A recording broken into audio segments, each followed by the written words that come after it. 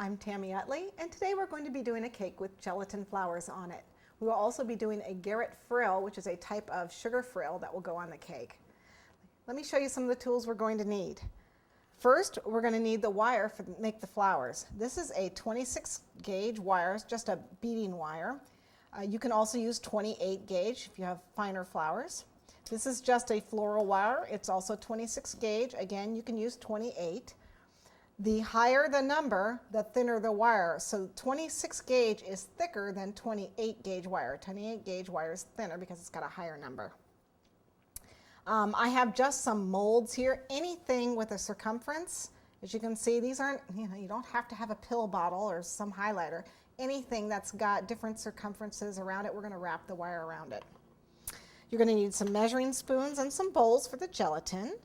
You're going to need a palette knife or some sort of spatula to peel up the paste and a rolling pin of some sort. You probably want some wire cutters, a toothpick, scissors, some paint brushes. I'm going to dust my flowers. This, when I use to paint with gelatin, I don't want to use a really good brush, so this is just an inexpensive plastic brush. Some colors here, these are poinsettias, so I'm going to use green, white, and red. I need some stamens. I'm going to use some luster dusts. This is a canary yellow and a super pearl.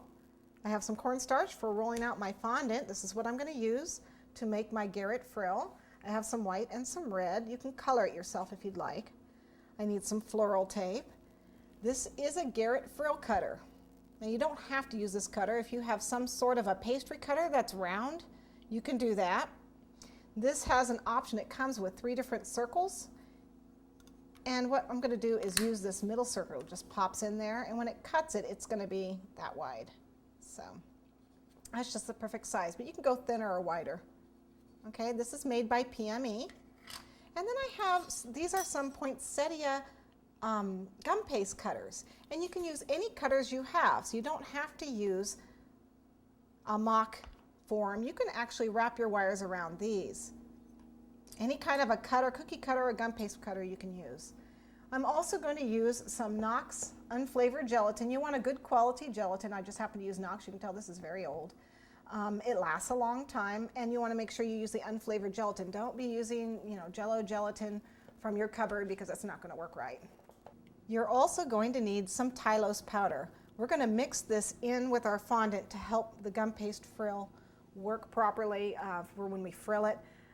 You can also use gum paste and mix it 50-50 with your fondant. I'll go over that when we do the frill.